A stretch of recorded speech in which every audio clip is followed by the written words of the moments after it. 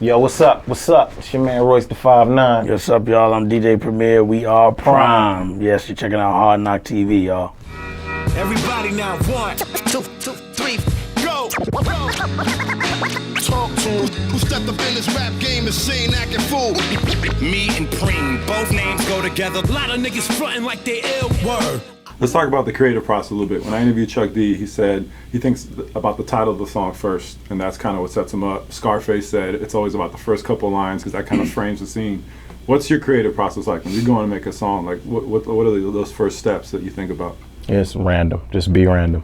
You know, sometimes I have a concept to a song, or I have a title, or I have lines just sitting, waiting for the right beat to hear the right beat. It all depends. Sometimes I'll go in the studio. Like a lot of times with this album, with the PRhyme album, he'll send me a beat and I'll just take it to the studio and turn it up really loud. And just whatever happens, happens. Sometimes it'll be like, all right, I want to go this direction. I got these couple lines I want to use for this song. If he sends me a beat, it'll be like, all right, I won't use these for this one, but maybe the next one if it sounds right. But I just keep it random. You know, it's like an open door policy with the creativity. Do you have a notebook? Like, I know Eminem calls it like stacking ammo or something, where you kind of like, do you have something like that? Yeah, I got a notebook. I usually put everything in my phone on a notepad, but I back it up physically on the notepad too. Is it as crazy as M's, where like there's just random thoughts, or are you a little bit more linear with the way? No, it's all over the place like M's, but the difference between mine and his is he reads his off of that reference page in the booth. I don't. Like, I got to take the chicken scratch and turn it into human legible shit in order to be able to read it. That's how he'll read some shit from the top corner of the page, and then the next line will be down here, and he'll just be all over the place with it. That's how Guru is. I can't do that. Yeah, same thing. I mean, I found our entire Moment of Truth album, rhyme books of his, because he's the same way from all my years with him. It's everywhere, and he'll just turn the page upside down while he's still spitting it, and he can actually find the parts that he really wants it to be.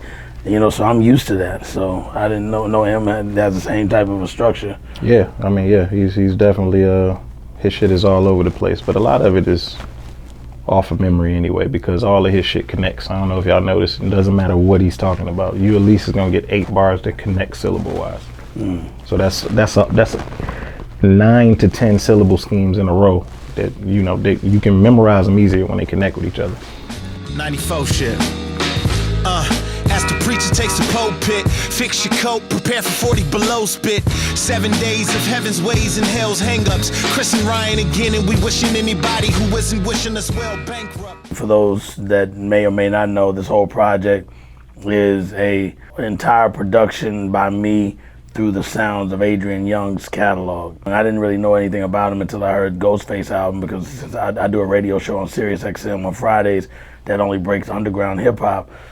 So anytime Ghostface drops anything, I'm always excited because I know I'm gonna get some straight gutter, you know, really that 1986 style of rhyming. You know, he's the Wallaby champ and all of that. So when he came out with the Adrian Young project, I didn't even know what that meant.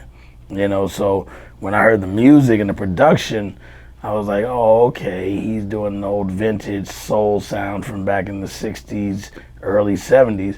So that was the only thing I really had heard.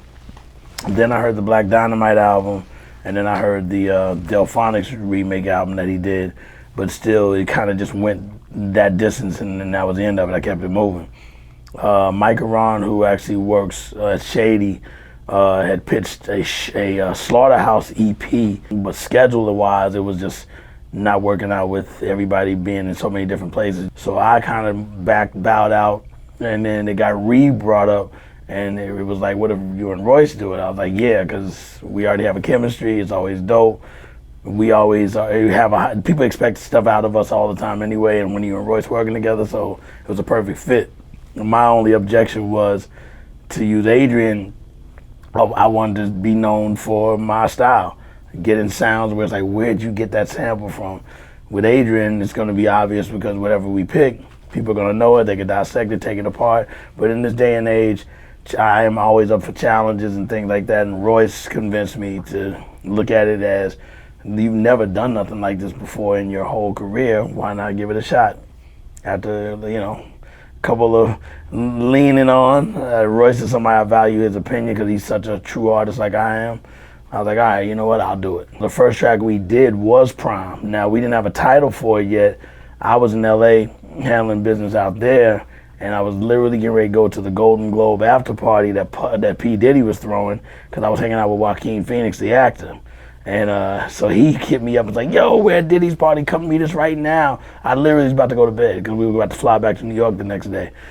Royce sends the first song and was like, yo, just tell me if you like the vibe. As soon as I heard it, I was like, wow, because it's real heavy. It's real heavy about his real personal life. It was the first track I even created to give him. And in the hook, he kept going, PRhyme, PRhyme. I'm in my permanent prime. And he just kept saying that every time after every verse, where I was like, damn, maybe that's what we call it. But that still hadn't led up to the group name yet. And then as time, kept clicking, and we got into our second and third, track, then Royce was like, yo, we should call ourselves PRhyme, even though we have a song called that. Let's call ourselves that. And I was like, well, how's that gonna make sense? He said, well, P for Premier, R for Royce, rhyme. I was like, well, I don't rhyme, but it still is effective even though I don't rhyme. And I was like, you know what? I like it. And this is for the real hip-hop niggas who would never, ever, ever ask me, am I here to replace Guru? Word, that's how you feel up on this track?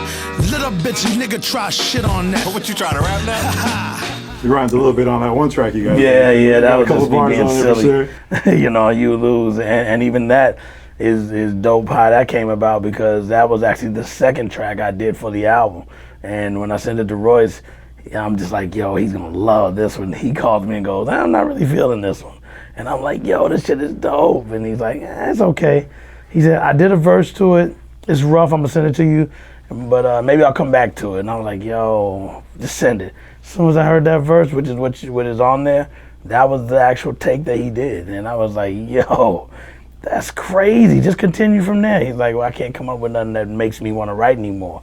And then as time passed and we got into like third, fourth song, I kept saying, yo, man, let's not trash that one. Because it was actually being talked about trashing it. And I was like, yo, I think we keep it as an interlude.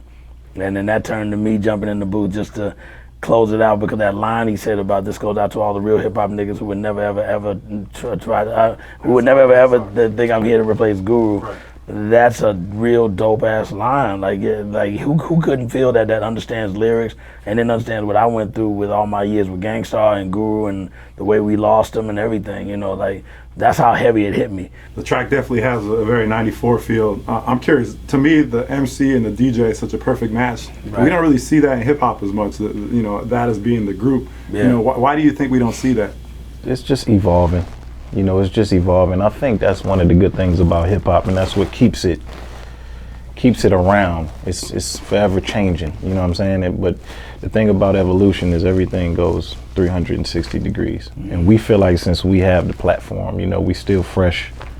We're not like over the hill. It's not like, oh, look at the old guys. You know what I'm saying? We still have our finger on the pulse of what's going on. So, and we've accomplished a lot, and we've been around for a minute, long enough to where things that we do now should be a contribution as to something we're just throwing out at the wall to see if it sticks. Yeah.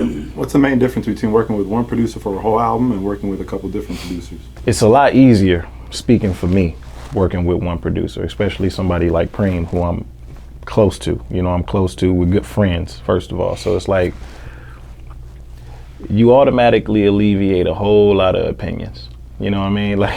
Like, I don't know if y'all noticed, man, but the record industry and the creative process, this whole shit is kind of like designed to kind of kill your confidence. You know what I mean? Because you got to run things by so many different brains. Well, at least as artists, you think that you got to run things by so many different brains. But when you keep it self-contained and you just got one guy doing the music, one guy writing the raps, it all starts here. So it did away with a whole lot of different phone calls, you know what I mean? And it actually made me and PRhyme talk a lot more. We talk 4 a.m. He up at all times of the night. I'm a vampire. I'm up at all times. I can call 6 o'clock and we're both up. Sometimes you'll be like, man, I don't know if I should call such and such because they may be asleep. I don't know where they at in the world. Yeah. I don't care where he's at in the world. It's like if it's 5 a.m, I know he's the only person that's up. I call him. Same thing. I'll be like, and not that it's like you said, I'm literally like, let me call called Nickel. It's Nickel, you know, for me, and he answered right away. Not like, yo, what's up, Preem? You know, and he's a brand new father again, so that's a different time. Thank you. You know, and I'm a new father, so. You know, even the time, you know, one time I called him and he's like, yeah, I'm holding my baby right now, but he's still messing around with. He's like, yo, I'm holding my baby, so I can only play it for so loud. I can't play it that loud. I'm like, well, dude, put the baby down and let me know, because I'm here. I want to fix the beat.